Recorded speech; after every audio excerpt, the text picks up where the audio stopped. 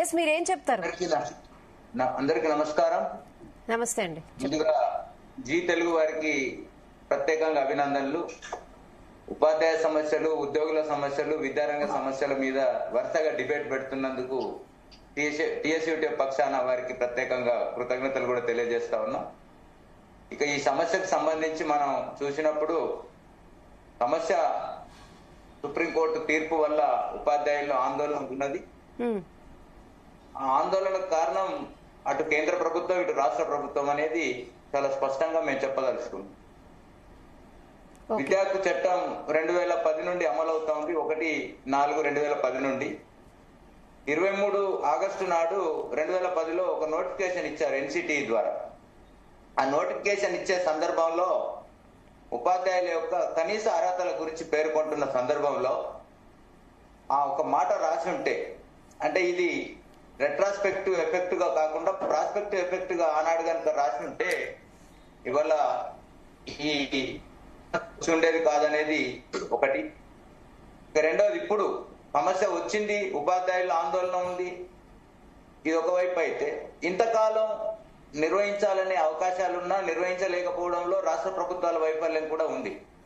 ఇందాకే మన భరత్ గారు చెప్పినట్టు 2010 నుండి ఇప్పటి వరకు 15 ఏళ్లు గడిచిపోయింది. మన తెలంగాణ రాష్ట్రంలో చూసుకుంటే ఇప్పటి వరకు టెట్ ఎన్నిసార్లు నిర్వహించారు అనేది ఒక క్వశ్చన్ కనుక వేసుకుంటే కనీసం 10-12 సార్లు దాటి మించి నిర్వహించలేదు. మరి 30 సార్లు నిర్వహించాలి అట్లా నిబంధన ప్రకారం. అంటే నిబంధనలు అమలు జరపడంలో రాష్ట్ర ప్రభుత్వాలు విఫలమైతేనేమో ఒక పద్ధతి ఉంది, కానీ ఉద్యోగుల కాడికి వచ్చేసరికి ఇమ్మీడియట్ గా అమలు అవుతున్న పరిస్థితి చూస్తా ఉన్నాం. సరే, ఏది ఏమైనా ఇప్పుడు సుప్రీంకోర్టు తీర్పు వచ్చింది కాబట్టి దానికి కేంద్ర ప్రభుత్వం రాష్ట్ర ప్రభుత్వం బాధ్యత తీసుకొని ఇప్పుడున్న సర్వీసులో ఉన్న ఉపాధ్యాయులకు 2010 కంటే ముందు అపాయింట్ అయి ఉంటే వాళ్ళకి ఏ ప్రమాదం లేకుండా కాపాడాల్సిన బాధ్యత మాత్రం ఈ రెండు ప్రభుత్వాల మీదనే ఉంది. ఇందాక పెద్దలు చెప్పినట్టు దానికి రెండు సొల్యూషన్స్. ఒకటి, ప్రభుత్వాలు ప్రత్యేకంగా చొరవ తీసుకొని రివ్యూ పిటిషన్ వేసి సుప్రీంకోర్టులో ఒప్పించడం, లేదు సుప్రీంకోర్టు ఒప్పుకోనట్టయితే చట్టం సవరించి సెక్షన్ 23లో ఒక అమెండ్మెంట్ తీసుకొచ్చి కేంద్రం దీన్ని సవరించి మరి ఉపాధ్యాయులందరికీ లాభం చేయొచ్చు. అదే సందర్భంలో సుప్రీంకోర్టులో కేసు రివ్యూ పిటిషన్లు వేయాలని చెప్పినప్పుడు ఒక 2-3 రాష్ట్ర ప్రభుత్వాలు వేశాయి. అందులో మన తెలంగాణ ప్రభుత్వం కూడా రివ్యూ పిటిషన్ వేసింది.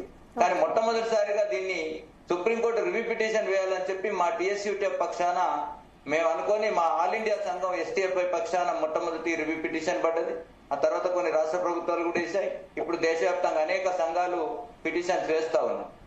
ఈ సందర్భంలో మేము చెప్పదలుచుకుంది ఏంటంటే సుప్రీంకోర్టు తీర్పులోనే ఒక కాంట్రరీ ఉంది.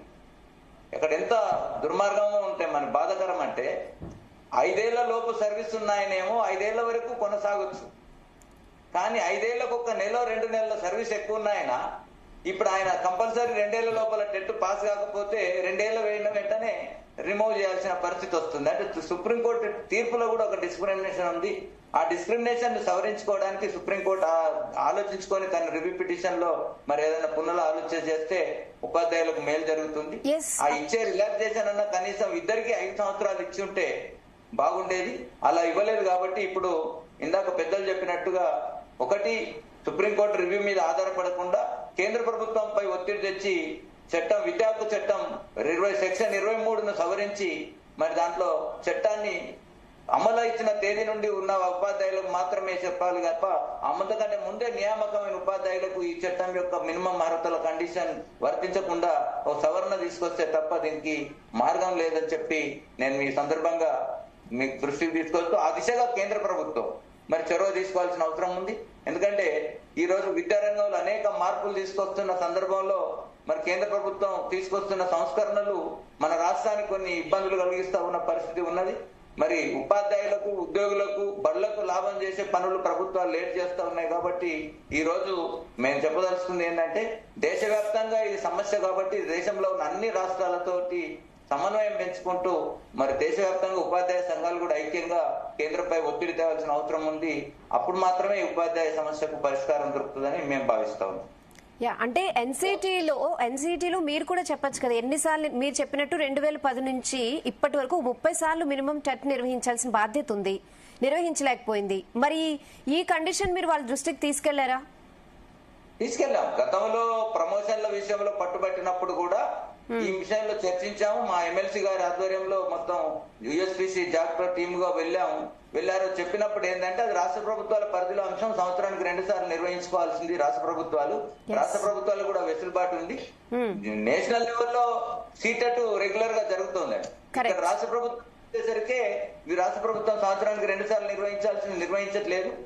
రెండవది ఏంటంటే అసలు సంవత్సరానికి 2 సార్లు తప్పనిసరిగా నిర్వహించినప్పటికీ ఇన్ సర్వీస్ టీచర్లు కూడా తప్పనిసరిగా రాయాలనే నిబంధన లేదు.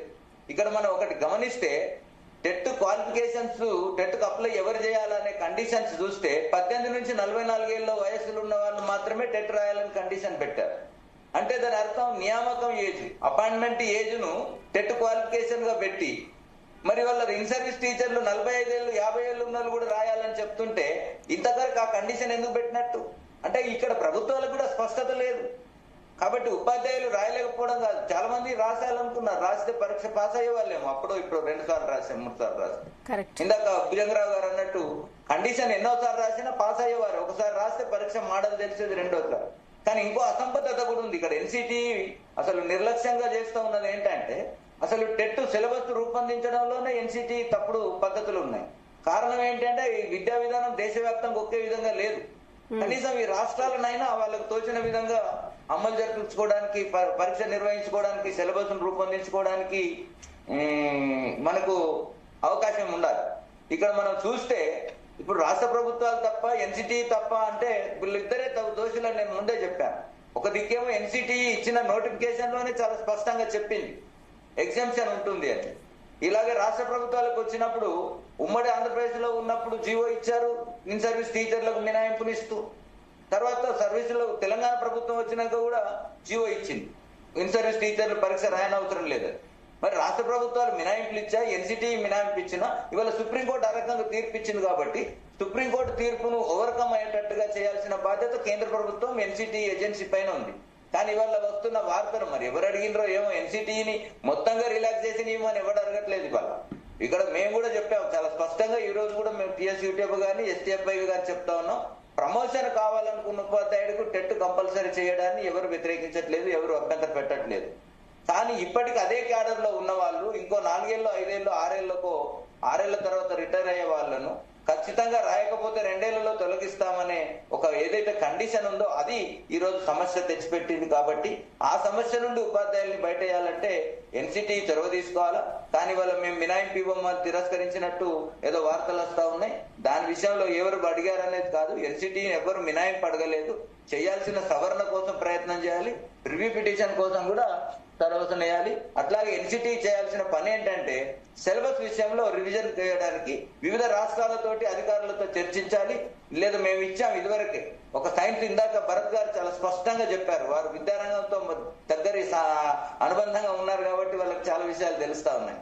ఒక సోషల్ స్టడీస్ టీచరు సోషల్ రాయడం ఈజీ, కానీ తెలుగు టీచర్ కూడా సోషల్ సబ్జెక్ట్ అంతా చదివి రాయాలి 60 మార్కుల పేపరు అని చెప్తున్నారు. సరే 60 మార్కుల పేపర్ రాయడం ఒకటైతే మినిమం క్వాలిఫికేషన్ గా 35% 40% మార్కులు ఉంటే క్వాలిఫై ఎవరైనా అవుతారు. కానీ 60% క్వాలిఫై కావాలని చెప్పి ఓసీలో కండిషన్ పెట్టేసరికి తన సబ్జెక్టు కాదు, క్వాలిఫికేషన్ పర్సెంటేజ్ పెంచి ఇవాళ మీరు కాకపోతే మీరు ఎలిజిబుల్ కాదు అంటే 30 ఏళ్ల నుండి చదువుకున్న వాళ్ళు మేధావులు అయ్యారు, ఉద్యోగాలు వచ్చారు, వివిధ స్థాయిలో పనిచేస్తున్న వాళ్ళు, వాళ్ళందరికీ చదువు చెప్పిన అర్హత కలిగిన ఉపాధ్యాయుడు వీళ్ళ టెట్ అర్హత లేదని చెప్పి ఉద్యోగం నుండి తొలగిస్తామంటే ఎంత విచక్షణ రహితం అవుతుంది అనేది ఇవాళ మనం ఆలోచించాల్సిన అవసరం ఉంది అని చెప్పి గుర్తు చేస్తాం.